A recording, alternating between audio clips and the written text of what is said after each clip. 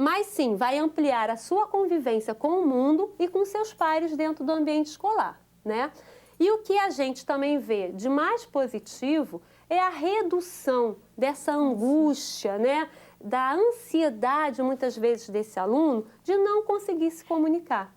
Então, a gente geralmente orienta o professor, né, que um dos aspectos assim, mais importantes para ele trabalhar na sala de aula, para iniciar o trabalho de comunicação alternativa ampliada, ele começar a chamar a atenção desse aluno, né, para certos objetos, reálias, desde a confecção do cartão de rotina, ele pode fazer esse trabalho para depois ampliar com a comunicação alternativa ampliada. Com fotografias dele, com fotografias dos objetos em que ela vai começar a fazer com que ele sinalize ou que ele vá pegar o objeto e leve até o local onde ele quer, né, fazer alguma coisa. Um exemplo, se você constrói com esse aluno uma rotina dentro da sala de aula, em que você prevê 3 momentos. A hora da entrada, onde vai ter um objeto do CD, onde vai tocar a música da hora da entrada. A hora do lanche, onde vai ter uma caneca, um pratinho, né? Confeccionado e colocado nessa ficha. E um outro momento em que você vai colocar uma tesoura, um lápis, para a hora da atividade escolar. A partir do momento que você começa a trabalhar com ele, a organização dessa rotina e apresentar esses objetos para ele, que antes ele nem prestava atenção, né, e nem significava o uso desses objetos, você vai começar a estabelecer um vínculo e uma forma de se comunicar com esse aluno.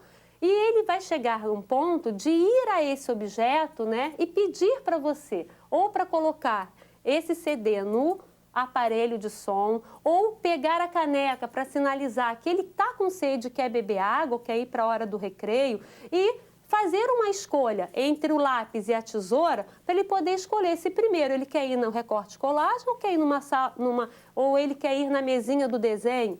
Então isso desde a educação infantil, o professor fazendo esse trabalho com a criança, ele vai evoluir de forma significativa até chegar ao ensino fundamental e às outras séries, tá?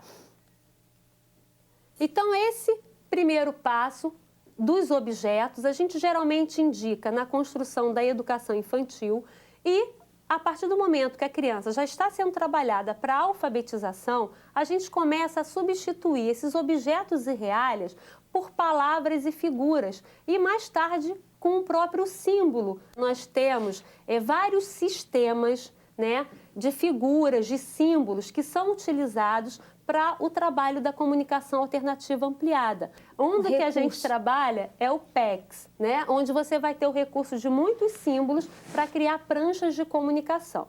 Mas você, primeiramente, tem que criar com essa criança uma forma de se comunicar, inicialmente através do sim e do não, tá? Então, você vai construir a rotina, vai trabalhar o sim e o não com a criança, passando mais tarde para figuras e símbolos, onde ele vai poder pegar a ficha para pedir para ir ao banheiro, para beber água, para mostrar se naquele dia alguma coisa está fazendo com que ele fique estressado, zangado, angustiado, ou se ele está feliz com a atividade que está acontecendo na sala de aula. E esses recursos vão auxiliar, né, para a alfabetização. E a Isabel, então, vai dar continuidade, né, explicando um pouquinho mais de que forma a gente pode trabalhar a alfabetização com os alunos com transtornos globais de desenvolvimento. Como a Cristiane colocou, existe toda uma necessidade de uma estratégia, né? Como esse menino funciona, qual é a comunicação que ele usa, como é que ele está se adaptando àquele ambiente escolar. Quando a gente vai trabalhar o processo de alfabetização, e às vezes a gente encontra algumas situações bem diferenciadas com relação ao alunado TGD, na maioria das vezes esse menino entende o que é falado com ele. E o grande dificultador está no processo de construção do diálogo ou da resposta ao que é falado com ele. Então, muitas vezes esse menino, por ele compreender o que fala e não ter uma resposta, não ter uma maneira de responder, ele pode apresentar algumas outras características. Por exemplo, nós encontramos um número significativo de meninos, principalmente os meninos que têm transtorno global do desenvolvimento, na área de transtorno de Asperger, que têm hiperlexia. O que é isso? Eles podem saber ler, não ler propriamente, eles podem apresentar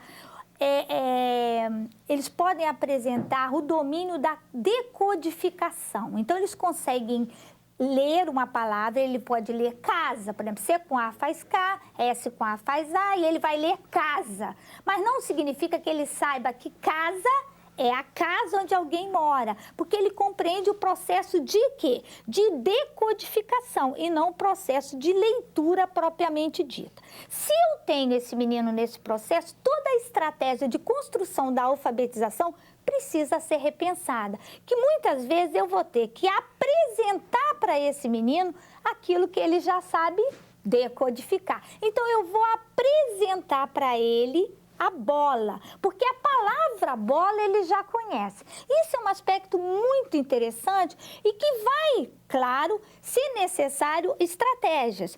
Por quê? Ele vai, à medida que o professor vai interagindo com ele e mostrando os objetos que ele já conhece, já decodifica, isso vai abrindo o universo dessa criança. Então, a gente tem um menino que não fala, mas que de alguma maneira decodifica. A gente tem um menino que muitas vezes o professor está dando aula e faz uma pergunta, o menino está andando pela sala e ele responde. Às vezes com uma palavra, mas totalmente contextualizada aquilo que o professor está falando. Então, como fazer uma estratégia de construção da alfabetização e da aprendizagem desse menino?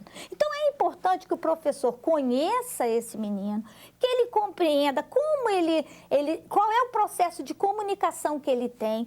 Geralmente, esse menino já tem um processo de comunicação construído com a casa, com seus familiares. E, às vezes, esse processo tem que ser revisitado, a professora tem que transformar, muitas vezes, esse processo, que era um processo construído pela família, num processo funcional para essa criança utilizar em outros espaços.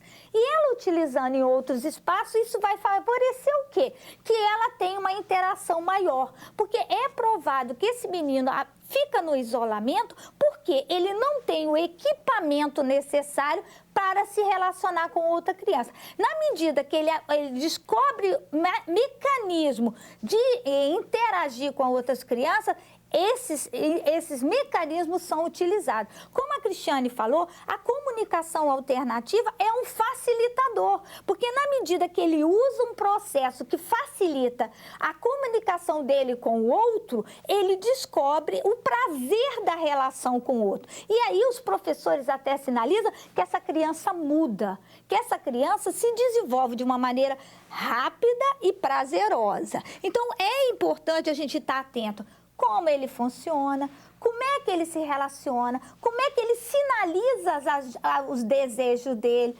É importante a construção da relação desse menino com a professora, que muitas vezes esse menino faz uma construção de relacionamento diferenciado.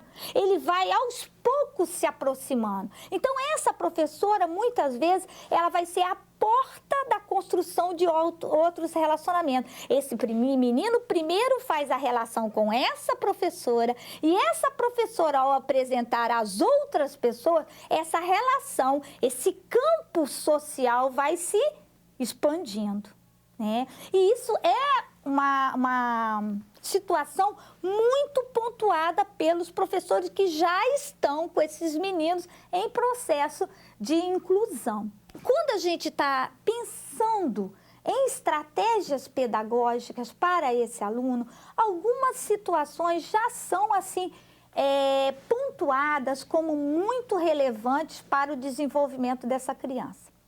As questões da prática pedagógica com esse alunado, ela está sendo construída no dia a dia, porque até recursos teóricos, livros sobre prática pedagógica de aluno TGD, nós temos poucos. Mas nós temos já um caminhar. Dentro desse caminhar, nós temos algumas coisas, alguns mecanismos que são facilitadores. Por exemplo, exercício com enunciados curtos e diretos. Esses meninos têm uma dificuldade na atenção concentrada. Então, se você demora muito a falar, eles dispersam. Então, eu tenho que ser clara e objetiva. Eu tenho que falar rápido e falar de uma maneira que ele entenda. Oferecer perguntas que vão orientar o raciocínio na produção desse menino. Então, é uma relação dual. Eu tenho que perguntar, entendeu? Uma coisa importante, muitas vezes eu chego e falo, vocês compreenderam? Se eu falar vocês compreenderam, muitas vezes o nosso menino que tem transtorno global de desenvolvimento, ele não vai entender que ele faz parte de vocês. Então, uma estratégia muito importante é o professor utilizar o nome dele. João, você compreendeu?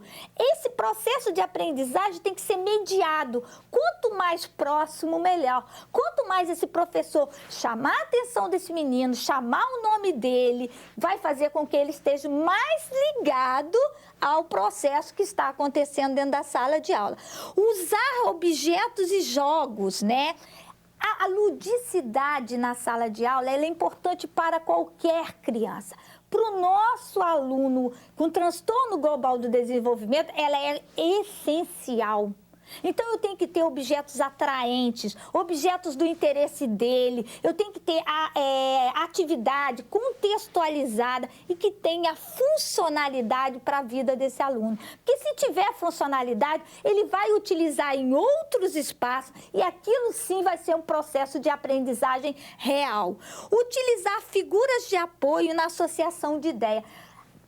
Nós temos uma linha de raciocínio. Esses meninos com transtorno global do desenvolvimento, eles têm uma dificuldade de manter o pensamento naquela ação que está acontecendo. Muitas vezes, eles têm os que é dito, meio na gíria popular, fuga de pensamento. Então, é importante que eu utilize recursos visuais, porque é provado que o recurso visual é um facilitador para manter a atenção desses meninos. Então, eu usar figura de apoio, eu fazer associação de ideias, vai fazer com que esse menino fique mais tempo autorregulado e consiga se desenvolver melhor. Oferecer técnicas de estudo e deixá-lo utilizar roteiros. É muito importante para essa criança, muitas vezes para todas as crianças, né, Cris? É sistematizar o que foi aprendido. Hoje nós aprendemos isso, isso e isso. Esse menino se organiza de uma maneira muito mais eficaz quando eu faço o quê? Registro do que foi trabalhado com ele. Quando eu organizo o quê? Fichamento do que nós fizemos. Vamos fazer um passeio pedagógico. O que nós vamos ver nesse passeio? Nós vamos fazer o planejamento antes, nós vamos fazer a atividade e pós a atividade nós vamos fazer o registro do que foi visto e do que foi percebido nesse passeio. Isso é um tipo de organização do pensamento. Isso é um tipo de construção de aprendizagem que facilita muito para o aluno TGD, que tem dificuldade de organizar esse pensamento, dificuldade de utilizar a aprendizagem de um lugar, fazer a transferência dessa aprendizagem para outro. Então, se eu utilizar estratégia mostrando para ele que aquela aprendizagem que ele está tendo naquele passeio, ele pode usar no passeio com a mãe dele, no passeio com a tia dele, em outras situações, aí sim eu vou estar construindo equipamento para esse menino funcionar de maneira mais organizada e mais funcional no dia a dia. É muito interessante que essas crianças, elas têm um interesse muito grande, muitas delas, de colecionar coisas. Elas muitas vezes têm interesse focado num determinado assunto. Então, eu posso utilizar esse interesse focado para a construção da aprendizagem. Por exemplo, ele adora dinossauro, então eu vou trabalhar matemática a partir do dinossauro, eu vou trabalhar português a partir do dinossauro, mas eu também não posso ficar o resto da vida trabalhando só dinossauro. Eu posso ampliar o campo de interesse. Do dinossauro eu posso apresentar o jacaré, depende das estratégias que eu pensar. né? Então, a gente vai ter várias ideias. Nós, da área específica de transtorno global de desenvolvimento e do Helena Tipoff como um todo, acreditamos que a criança, ela é o resultado das experiências que ela tem ao longo da vida dela, né?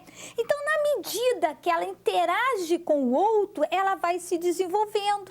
Então, quanto mais eu interajo com o outro, mais eu me desenvolvo. Então, uma criança que tem oportunidade de ir para a escola, que tem oportunidade de sair, que tem oportunidade de trocar, que tem oportunidade de exercer a sua comunicação, ela é lógico que vai ter muito mais sucesso em situações futuras.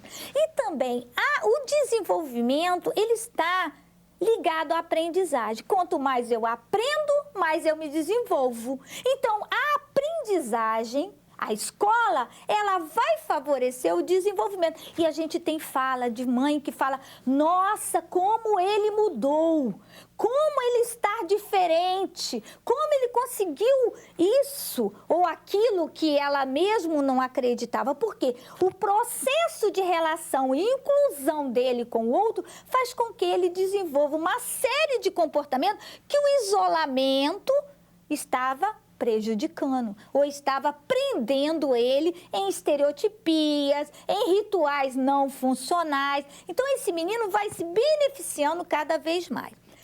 Não existe, a Cris já falou, quando a gente fala de menino com transtorno global do desenvolvimento, e a gente tem muitos estudos, muitas estratégias, muitas metodologias que chegam na mídia como as solucionadoras de todos os problemas. Não é verdade. Não existe método ou técnica eficaz em todos os casos. Existem algumas estratégias que facilitam para um determinado menino e outras facilitam para outro. O que significa que o professor que trabalha com o menino TGD precisa ter acesso a essas metodologias para refletir e de repente organizar e utilizar as estratégias que vão dar respostas necessárias para aquele menino, que pode ser totalmente diferente para outro. E outra coisa também que é muito importante, nós vivemos numa sociedade que sempre faz comparações o tempo todo. Então, parece que o desenvolvimento é linear. O desenvolvimento não é linear. O desenvolvimento de qualquer criança, ele se dá por movimentos, saltos, né? Ele não é linear. Então, avaliar uma criança, comparando essa criança com outra, principalmente a criança de TGD, é muito injusto. Então, nós não podemos avaliar uma criança simplesmente comparando essa criança com outra criança. É importante a gente avaliar o desenvolvimento dessa criança com relação ao que ela foi anteriormente. E aí a gente vai ver como é que esse processo de avaliação vai acontecendo, porque cada criança é única em seu processo de desenvolvimento. Umas andam mais tarde, outras andam mais cedo, outras falam mais tarde. Existia até muito tempo atrás uma fala que criança com transtorno global de desenvolvimento que não falou, né, Cris, até aos 9 anos não vai falar. Essa afirmativa não existe mais. Porque nós temos criança TGD que está falando com 14, que está falando com 15, que está falando com 16. Depende da estratégia que eu utilizar para desenvolver essa fala. Porque se eu tenho estratégia para desenvolver, algumas vão falar, outras não, mas eu vou ter que dar oportunidade a ela a se desenvolver. E a oportunidade passa por um trabalho de quê? De incentivo a essa comunicação, de estratégias para que essa comunicação realmente se efetive. Não existe também nenhum aluno, por mais comprometimento que tenha, que não se beneficie da escola. Até aquele aluno que neste momento está apresentando um comportamento muito difícil, ele vai aos poucos mudar. Então, a escola é um espaço que vai favorecer, né? A construção do conhecimento, a autorregulação e a aprendizagem. E essa aprendizagem abre porta para outras aprendizagens. É muito importante a figura do professor. O professor é essencial no processo desse menino. Esse professor tem que ter uma habilidade, uma sensibilidade, né? Uma observação muito atenta para perceber como esse menino se organiza, quais são os caminhos que ele aponta, porque a própria criança, ela vai mostrar os caminhos facilitadores da aprendizagem dela. Então, o professor, ele tem que propiciar situações para o desenvolvimento dessa criança. Então, ele tem que ter um planejamento. Todas as ações dele têm que ter uma meta. O que ele está querendo com aquela atividade para que aquele menino se desenvolva.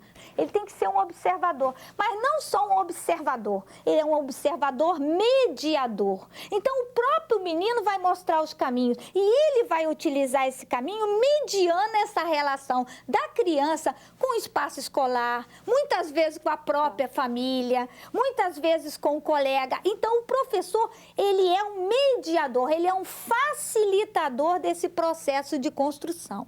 Ele tem que ter, e a gente brinca muito que professor da educação especial e professor de turma comum, professor com aluno professor com aluno incluído, tem que ser persistente, consistente, ele tem que estar muito atento, ele tem que ter várias estratégias para conseguir o desenvolvimento desse menino. Ter firme e seguro, porque esse menino, muitas vezes, ele está num momento muito desorganizado, ele precisa de uma organização externa. Então, a ação do professor, a segurança desse professor vai facilitar a autorregulação. A autorregulação que a gente diz é a capacidade da criança conseguir ficar parada, conseguir se beneficiar, conseguir controlar até as próprias especificidades que estão presentes naquele quadro. E aí, a gente tem os caminhos, né, Cris, para o desenvolvimento desse professor. Quais são esses caminhos? Os caminhos que nós vamos trabalhar, tanto com os professores quanto com os profissionais que trabalham na unidade escolar, vão ser, né, a partir de uma capacitação profissional, onde esse professor se sinta seguro, né, consiga ter na sua prática uma persistência, um objetivo bem delimitado de como trabalhar com essa criança, a partir dessa segurança teórica, para que ela possa também ser utilizada na prática. Essa relação teoria e prática tem que vir dessa segurança através de uma capacitação profissional. A diversificação de material didático, onde já falamos, através dos apoios visuais, das estratégias e recursos, em que ele vai confeccionar e elaborar para o ambiente escolar, tanto para a sua sala quanto para os outros espaços da unidade escolar. A organização do projeto pedagógico e do seu planejamento, né, se inserindo na construção do projeto político-pedagógico da sua escola, junto com seus colegas de trabalho, tentando sempre ter um professor de referência, um professor de uma série, né, em que possa fazer uma troca de experiência, de atividades, que também ajude ela nesse olhar, né, para essa criança com um transtorno global de desenvolvimento. Realização de adequações curriculares, onde ela vai receber o apoio do atendimento educacional especializado, do professor de sala de recurso multifuncional, em que ela vai poder estar utilizando esses recursos de forma adequada em sala de aula. Novas metodologias, né? Às vezes o professor precisa lançar mão, sair de algumas estratégias que ela já tenha o hábito de utilizar, né, com o seu grupo, mas com a entrada de um aluno novo, ela tenha que ter uma certa flexibilidade, repensar a sua prática, né, e essas estratégias que são oferecidas para o seu grupo, com o objetivo de atender a todos os alunos. mudanças dessas estratégias com a sua flexibilização e promover uma parceria, um encontro efetivo, que seja mensalmente, que seja na hora da entrada ou da saída do aluno, né, na sala, mas que ela tenha uma troca com a família para que a criança aprenda na escola e também saiba, né, e tenha essa parceria para que ela se desenvolva fora da escola. Os pais precisam também, muitas vezes, os pais precisam ser orientados para que algumas estratégias que são utilizadas dentro da sala de aula, eles possam dar continuidade na utilização dentro de casa, como é a comunicação alternativa ampliada. Esse recurso não é só para ser utilizado dentro da escola, a família tem que estar parceira nesse trabalho, ele tem que usar essa comunicação em todos os ambientes em que ele tiver interação com o outro. O objetivo é dele se comunicar, dele se relacionar.